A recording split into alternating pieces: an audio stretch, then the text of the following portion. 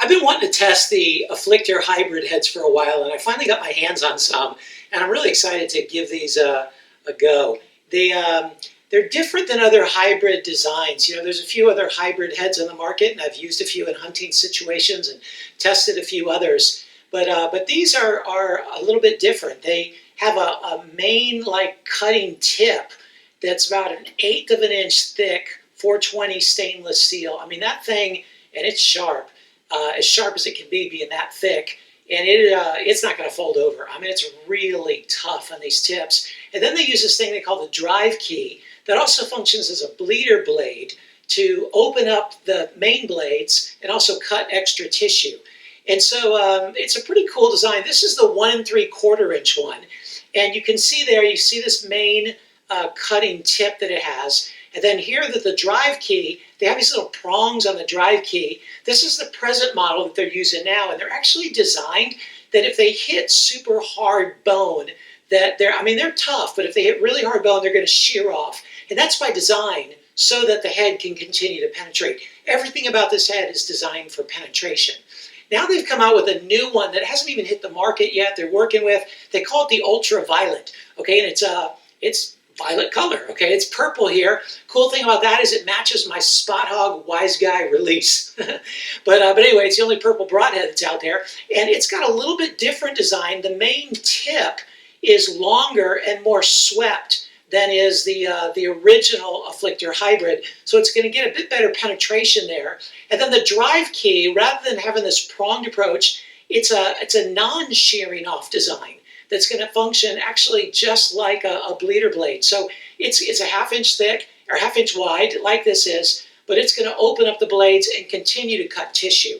So with this one, you got a 1 3/4 inch cut, and they also make a 1 1/2 inch model of this, and then you got a 1/2 inch of a bleeder, so that's 2 inches of total cut. With this, or 2 1/4 inches of total cut, sorry, 1 3/4, and then the extra half, 2 1/4 inches of cut. And then this one, you've got 1 1/2 inch blade, and when it's fully deployed, and then you've got a 1/2 inch of the bleeders, so that's like 2 inches of total cut. Both of these fly extremely well, all right? I mean, you can look at the low profile and the short design relatively. They're 5/8 of an inch thick in profile and flight. That's like pretty much every other mechanical that's on the market, and the specs are really tight. The construction is really good. They spin super well. I have no doubt about their flight. I can do a video on that in the future, but right now I want to test them for penetration, for their opening, for their durability. And I'm going to be, let me show you one that's already open here. I meant to do that. When they fully open, this is the 125 gray model. You can see how it looks, okay? It's kind of cool, like a bat wing kind of thing. You know, that's it when it's closed, and then it opens. When the drive key comes down, it opens like that. And there's a pretty strong O-ring that holds it in place, so it won't rattle or anything in flight. It's actually really quiet. And for comparative purposes, I'm going to be testing it to the old trusty NAP kill zone. It's kind of my standard for testing different broadheads for comparison purposes, because it's been around forever. It's tested and true, really reliable, super strong, doesn't penetrate super well. So anything I test should penetrate better than the kill zone, but we'll see how that works out. Now for a medium, if you've seen my test before for mechanicals, when I'm doing comparative tests like this, I don't test them on animals. I know people write to me all the time, hey, you ought to use animals. Hey, go get some roadkill and test animals. I'm like, yeah, right. But I'm not going to test animals for comparative testing because they don't hold any value. Different bones have different densities, and there's different geometries to that bone, and different animals are different. You could hit a blade, hit an angle like this, and the blade breaks, or hit it like this and it does really well, and you really don't know whether it did well or not. So I choose a uniform medium to simulate animals as best as I can. If you can come up with something better, knock yourself out. But I use a carpet on the front and the back to simulate the hide. Then I use a rubber foam mat to simulate some tissue. And then I got a 1/2 inch of plywood in the middle to simulate the bone. And then I got a few more layers of rubber foam at the end just to pad it. I actually got another 3/8 of an inch plywood at the end, just in case it were to make it through all that. I don't think it will. Oh, and then I have a little thin sheet of plywood cardboard rather, in the front, so we can see how well they deploy upon impact. So first I'm going to go with the kill zone, and then I'm going to go the Afflictor 1 3/4 inch, and then I'm going to go with the Afflictor Ultraviolent.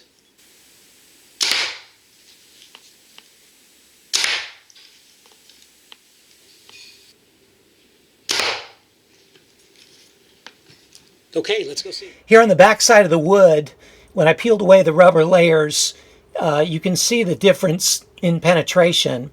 You see the ultraviolet just way out-penetrated all of them there. Of course, it has that more swept initial tip, and then it also has the 1 1/2 inch cut and that solid drive key. So that all makes a difference there. And then you look at the 1 3/4 inch cut. So 1 3/4 plus the 1/2 inch bleeder. So you're looking there at 2 1/4 inches of cut. And man, those blades came all the way through the 1/2 inch plywood after going through the carpet and the rubber mat and the cardboard. And then you see the NAP kill zone, and the blades didn't come through the wood. The tip did. You know, it's got a good long tip, and it's got a really tough tip. But the blades didn't do any cutting on that. You can just see like a hole it punched through. So look at the hole that the Afflictor did, and look at the way the ultraviolet broke that wood through versus the NAP kill zone. So it's interesting to see that. Let's see how they held up. Just upon initial inspection, I mean, the heads look like they're in fantastic shape.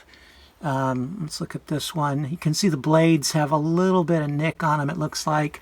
You can't see the blades with the kill zone. As for the opening, you can see it here in the cardboard that I measured them out, and the ultraviolet on the right indeed opened 1 1/2 inches in it from the main blades, and then a 1/2 inch from the bleeders, and the bleeders stayed intact. And then the 1 3/4 inch Afflictor hybrid opened 1 3/4 inch on impact, and then had the drive key bleeders cut 1/2 inch, and those stayed intact as well. And then you see the NAP kill zone. It was actually a little over 2 inches. So they advertised 2 inches. It was about 2 1/4 inches. So all of them opened really well upon impact. Okay, now I'm going to go for a steep angled shot and see how well the Afflictors do on this. First, I'm going to shoot the kill zone.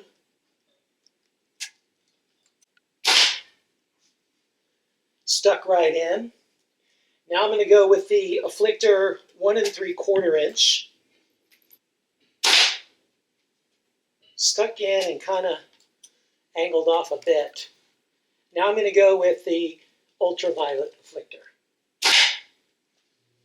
Stuck in. Here you can see the two heads that made it through. The Ultraviolet made it all the way through and sticking out the back. The NAP, the blades got stuck in the wood, and the tip made it through. And actually, the hybrid, skimmed across the top there, and so it's pretty deep cut with that blade, but it did just skim across the top. It went through all the layers of carpet and foam and cardboard, then skipped off the plywood here. If I look, I didn't mention this earlier, but the NAP kill zone actually broke right there at the ferrule, and it busted my arrow, which stinks. I didn't think I was going to be breaking any arrows, and I need these for hunting. So anyway, so much for that. But that one just sheared right off at the ferrule. Okay, now because I'm a glutton for punishment, I'm going to shoot one of these ultraviolets into this really tough stuff I've got down there. I've got 22 gauge steel, and then I've got a 3/8 inch sheet of plywood. Then I got a 1/2 inch of plywood, and then I've got 4 rubber mats, and then I've got my Reinhardt. And so I don't break an arrow like I did with that last one, that NAP kill zone. I'm using this like incredible arrow. I don't know if you've seen these on the market yet, but these are called Mammoth Arrows. They're made by Bishop Archery. Bishop is made its reputation on making almost indestructible stuff. They're the ones that make the Bishop S7 tool steel 2-blade single bevel heads, as well as the Holy Trinity. And they've come out with 3 different arrows. They utilize this cold fusion process of carbon. They're the only arrow to do it. And they're literally the straightest, toughest, most durable lowest spined arrow all in one, that combination of any on the market. I'm going to be doing some more tests with them, shooting them into concrete walls and stuff like that. But these things are guaranteed for life. They're literally indestructible. So I'm going to shoot one of these with the Ultraviolet Afflictor and see how it does. Let's go see it. So here's the back of the 3/8 inch board. It went through the 22 gauge steel plate, and the tip poked through about, maybe that's a ½ inch total, because the wood is kind of bulging there. So it poked through about a ½ inch, and that tip held up really well. It's pretty impressive. I'm going to see how the blades did. Here's the Ultraviolet after going through the steel plate and the 3/8 inch plywood. I must say I didn't expect that. I didn't expect the blades to open up like that. I've shot other heads into steel and plywood like that, but usually they only hold up when it doesn't reach the blades. But here the blades held up and even opened up inside of the steel plate, which was impressive. Even the drive key is still intact. And I might add that no challenge for the Mammoth Arrow here. This is their FAD eliminator, and what they mean by that is it's 250 grain spine. They mean by that is a lot of animals in Africa, dangerous game, you wound with an arrow and then you have to use a firearm to dispatch them.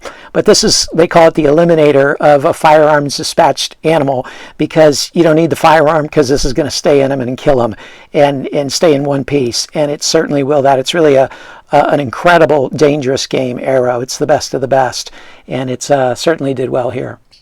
So I came into this test not knowing what to expect from the Afflictor hybrids, but I got to say I was impressed. I mean, they have a very low profile. I know they're going to fly really good, like I said earlier.